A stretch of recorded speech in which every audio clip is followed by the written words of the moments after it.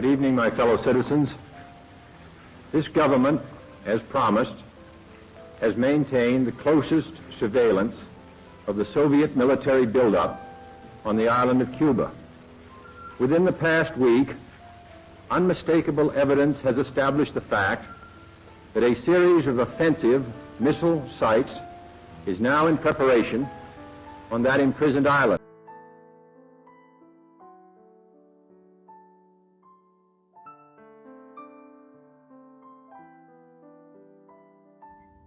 After World War II, the Soviet Union and the United States had a very strained and uncomfortable relationship, which escalated after the failed military invasion on Cuba involving the paramilitary Brigade 2506, an operation which is now known as the Bay of Pigs.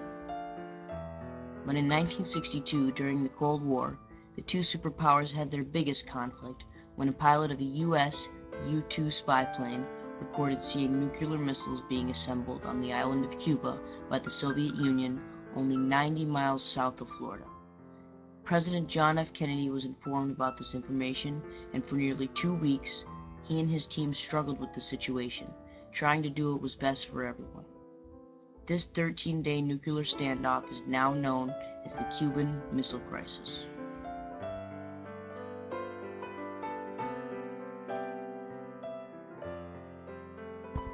Nuclear weapons have been around for a while, but they have barely been used because of the mass destruction they cause, and because of the fear of an all-out nuclear war. In fact, there is only one recorded time in history that nuclear weapons have been used, and that was at the end of World War II, when the United States dropped 2 atomic bombs in Japan, one on the city of Hiroshima and another on the city of Nagasaki. The estimated number of deaths for Hiroshima ranges from 90 to 146,000, and for Nagasaki it ranges from 39 to 90,000. After the bombings, Japan inevitably surrendered, and everyone saw just how dangerous the nuclear bomb really was.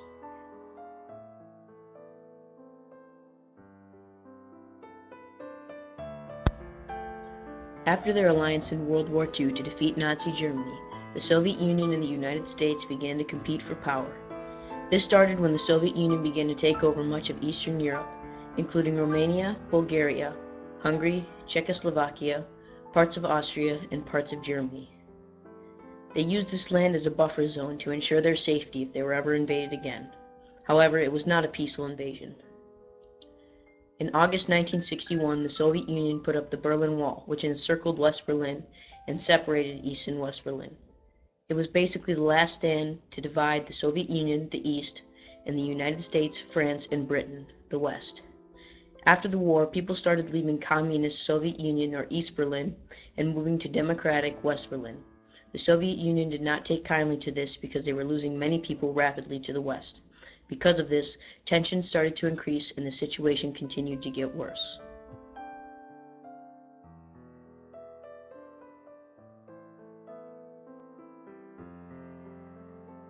Another major factor in the start of the Cuban Missile Crisis was the Bay of Pigs invasion.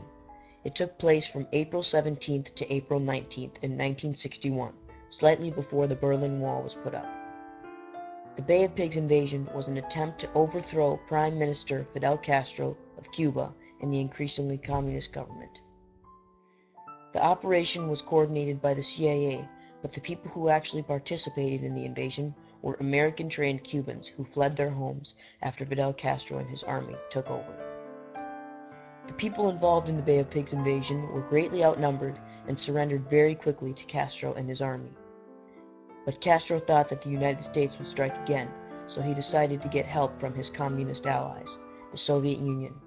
And once the Soviet Union found out who was behind trying to overthrow the communist government of their allies, they were very displeased, which brought tensions up very high.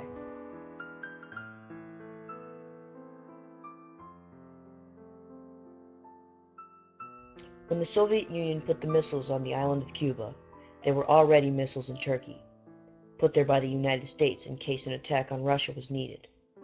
So the Soviet Union thought that putting missiles in Cuba would balance things out and give them a better chance of winning if a nuclear war were to actually occur. They also thought it would discourage the United States from trying anything else regarding Cuba after the Bay of Pigs. When Kennedy was informed about the missiles in Cuba, he had options. He could have arranged an all-out military invasion on Cuba, and he also could have bombed the Soviet Union's missile sites and ended it that way. But he wanted to solve the problem without anyone getting hurt. So he decided to put a naval blockade around Cuba to make sure no other shipments of missiles could get on the island. But when former Soviet leader Nikita Khrushchev discovered the blockade, he was very angry. He felt that the United States had no right to do what they did and that the blockade would be ignored. When the U.S. heard that Khrushchev was ignoring the blockade, tensions grew even higher, and the whole world watched as the two leaders waited, with their fingers on the triggers. Then, on October 24th, Soviet ships were headed to Cuba, but stopped at the United States ships enforcing the blockade. This confrontation was very scary, and for the next few days it continued to unfold. But right when things were about to get bad, a Soviet spy named Alexander Feklizov proposed an idea to the U.S. He said that if the U.S. promised to never invade Cuba, that maybe the Soviet Union would take their nuclear weapons back home.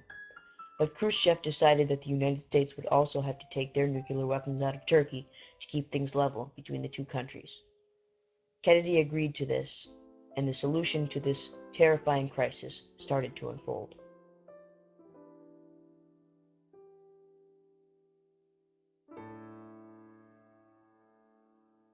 Nothing could have prepared the world for those 13 days of fear that brought the two countries extremely close to nuclear war.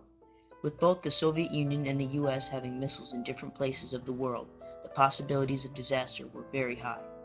Threats were going back and forth, but in the end, neither superpower decided to fire their missiles. Instead, both of them agreed to back down.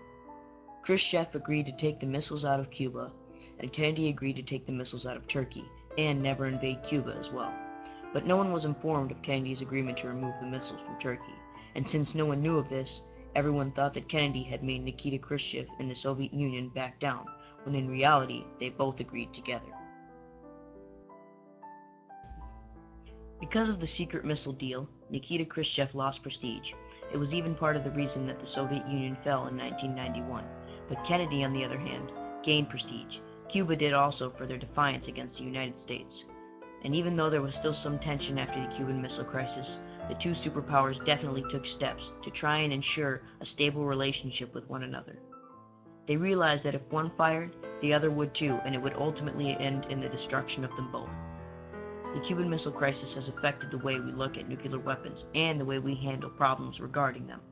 But the most important thing that it taught us was that even in a situation like the Cuban Missile Crisis, peace can still be made, no matter how bad. For in the final analysis, our most basic common link is that we all inhabit this small planet. We all breathe the same air. We all cherish our children's futures, and we are all mortal. Third, let us re-examine our attitude towards the Cold War, remembering we're not engaged in a debate, seeking to pile up debating points. We are not here distributing blame or pointing the finger of judgment.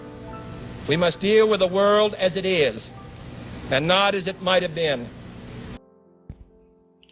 On August 5, 1963, the United States, the Soviet Union, and Britain signed the Limited Nuclear Test Ban Treaty, which prohibited the testing of nuclear weapons in outer space, underwater, and in the atmosphere.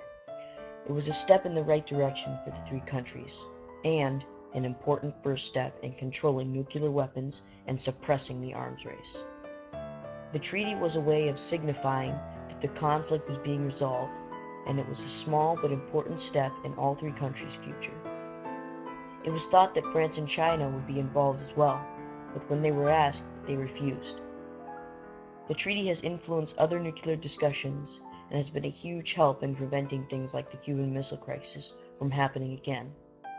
The Cuban Missile Crisis was a very hard and trying time. It tested both countries to their limits and changed the way we think about nuclear war. But in the end, both the US and the Soviet Union made peace and saved a lot of lives.